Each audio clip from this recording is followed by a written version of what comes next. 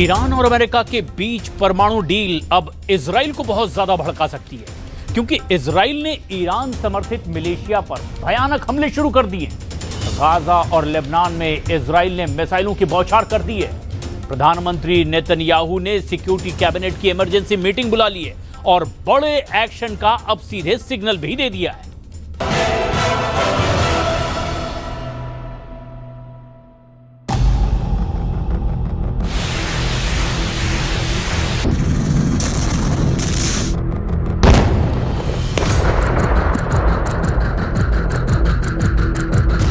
America के जंगी बेड़ों के खौफ से ईरान एटमी डील की टेबल पर खींचा चला आया है। पुतिन के डर से यूक्रेन अबू धाबी में शांति वार्ता में सिर झुकाए हर शर्त मानने लगा है।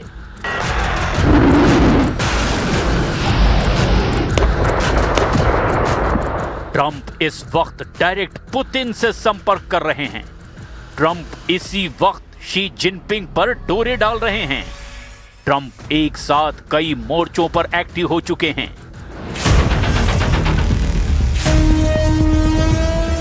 इजराइल ने सभी दुश्मन लड़ाका ग्रुप को फिर से फोड़ना शुरू कर दिया है। बम, बारूद और हथियारों का टकराव पहले से ज्यादा विध्वंसक हो चुका है। प्रेसिडेंट ज़ेलेंस्की अब ट्रंप से ज्यादा उम्मीद नहीं लगा रहे हैं। उन्होंने ऐलान किया है कि रूस के नए हमलों पर वो ट्रंप के रिएक्शन का इंतजार कर रहे हैं, क्योंकि ट्रंप ने वायदा किया था कि रूस अब हमले बंद कर देगा, लेकिन हुआ कुछ भी नहीं।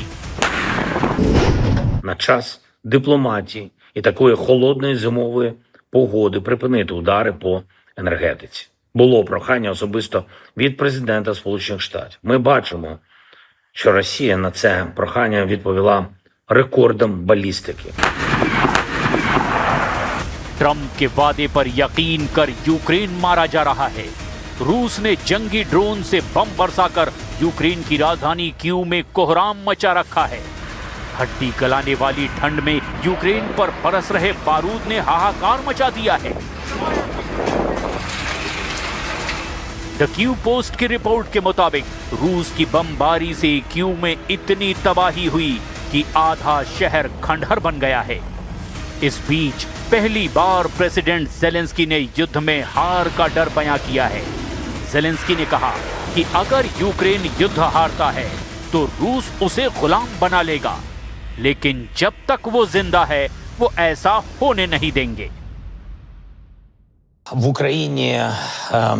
En Ukraine, officiellement sur le champ de bataille, le nombre de militaires tués, qu'ils soient des militaires de carrière. रूस के हमलों में कीव के कंबाइंड हीट और बिजली बनाने वाली पावर प्लांट और हाई वोल्टेज सब स्टेशन जलकर पूरी तरह राख हो चुके हैं। रूस ने यूक्रेन के एनर्जी सिस्टम को इस तरह से तबाह कर दिया है कि कीव में अब बस कुछ घंटों की बिजली ही सप्लाई हो पा रही है। पुतिन के प्रचंड प्रहार से टहल रहे यूक्रेन ने आरोप लगा दिया कि उसके साथ धोखा हुआ है। ज़ेलेंस्की ने दावा किया कि ट्रंप पूरी तरह पुतिन के शिकंजे में फंस चुके हैं। रूस ने झूठे वायदे से ट्रंप को फुसला लिया है। Це говорить і про все інше, що Росія обіцяє, чи ще може пообіцяти. Якщо їхнє слово не тримається вже зараз, то чого очікувати далі? Вони брехали і перед цією війною, повномасштабну війну Росія почала, намагаючись обманути всіх. उधर अमेरिका के विदेश मंत्री मार्क रूबियो ने बताया कि अबू धाबी में चल रही बातचीत बेहद संवेदनशील मुद्दों पर अटकी हुई है। मार्क रूबियो के मुताबिक अबू धाबी से बुरी खबर यह है कि जो मुद्दे हैं उन पर दोनों देश समझौते के लिए तैयार नहीं हैं। The bad news is that the items that remain are the most difficult ones. And meanwhile, the war continues. So all I can say in that regard is that we are investing at a very high level, a substantial amount of time and energy to this endeavor. We are going to continue to do everything we can to see. America ने Putin को जितने offer दिए हैं वो उन्हें मंजूर हैं, मगर ज़ेलेंस्की यूरोप के देशों की सलाह पर अपनी जमीन पुतिन को देने को तैयार नहीं।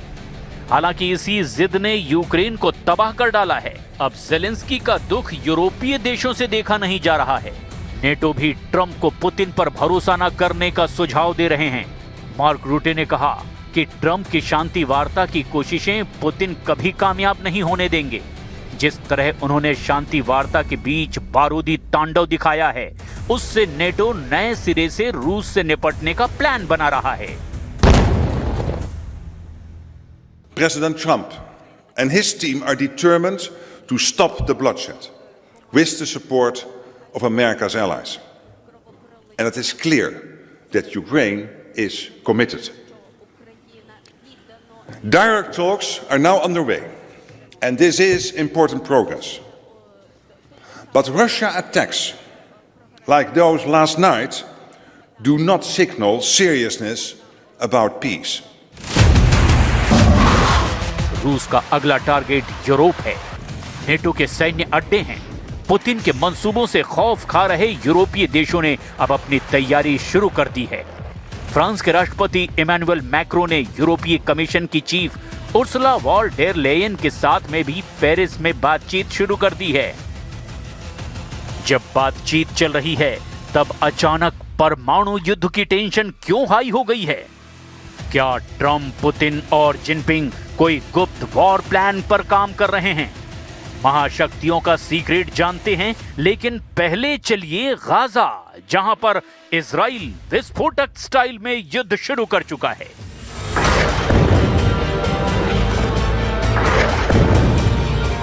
इजराइल डिफेंस फोर्सेस ने गाजा पट्टी में हमास पर भयानक हमले शुरू कर दिए हैं। गाजा में इजराइल की सेना और आंतरिक सुरक्षा एजेंसी शिन बेट ने संयुक्त हमला कर हमास की ऑपरेटिंग सेल के चीफ कमांडर मोहम्मद इस्सम हसन अल हबील को मार डाला है।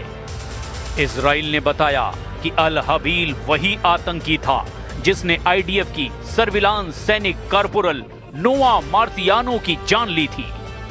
अल हबील 7 अक्टूबर 2023 को इजराइल पर हुए हमले के मास्टरमाइंड में से एक था। अल हबील के साथ इजराइल ने इस्लामिक जिहाद के अली रजियाना को भी ढेर कर दिया है। रजियाना उत्तरी गाजा ब्रिगेड में इस्लामिक जिहाद का चीफ कमांडर था।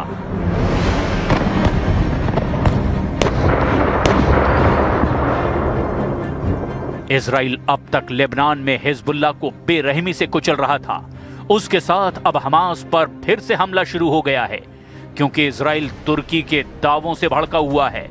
एर्दोआन ने ऐलान किया कि वो ईरान अमेरिका के बीच सब कुछ ठीक कर देंगे, जबकि ईरान ने तुर्की को अमेरिका के साथ होने वाली परमाणु डील से पहले ही बेइज्जत करके बाहर कर दिया है। बावजूद इसके तुर्की खुद को खलीफा साबित करने पर तुला हुआ है, जबकि इजराइल इस फिराक में है कि अमेरिका और ईरान की एटमी डील ना हो पाए। अगर डील हो गई तो इजराइल उसे तोड़ने के 100 तरीके तलाश चुका है। नेतन्याहू का सबसे बड़ा फोकस ईरान पर है। वो हाथ आए सबसे अच्छे मौके को जाने नहीं देना चाह रहे। इजराइल की उम्मीद अरब सागर में मौजूद ट्रंप के जंगी बेड़ों पर लगी हुई है। जैसे ही अमेरिका ईरान पर एक्शन लेगा, इजराइल तुर्की को तोड़ना शुरू कर सकता है। नेतन्याहू का मिशन अंकारा ट्रंप के फैसले पर टिका है। हालांकि परमाणु हथियारों को लेकर अब सारी बंदिशें टूट चुकी है। अमेरिका और रूस के न्यूक्लियर हथियारों पर कंट्रोल करने वाला समझौता 5 फरवरी को खत्म हो गया है। इसके साथ ही न्यूक्लियर वॉरहेड्स की तैनाती पर लगी रोक भी हट गई है। इससे दोनों एटमी महाशक्तियां यानी रूस और अमेरिका के बीच न्यूक्लियर हथियारों की होड़ शुरू होने का खतरा बढ़ गया है। दोनों देशों के परमाणु हथियारों की रेस कई दूसरे मुल्कों की भी इस होड़ में शामिल होने की वजह बन गई है। स्ट्रेटेजिक आर्म्स रिडक्शन ट्रीटी यानी न्यू स्टार्ट को 2010 में रिन्यू किया गया था, लेकिन ना तो अब रूस और ना ही अमेरिका इसे आगे बढ़ाने को तैयार हैं। रूस ने आरोप लगाया कि अमेरिका एटमी संधि को आगे बढ़ाने के मूड में नहीं है। रूस ने 1 साल पहले ही इसका प्रस्ताव ट्रंप को भेजा था, लेकिन उन्होंने भाव तक नहीं दिया। Вот центральные количественные лимиты в качестве добровольных самоограничений. Однако официальный ответ от американцев так и не поступил.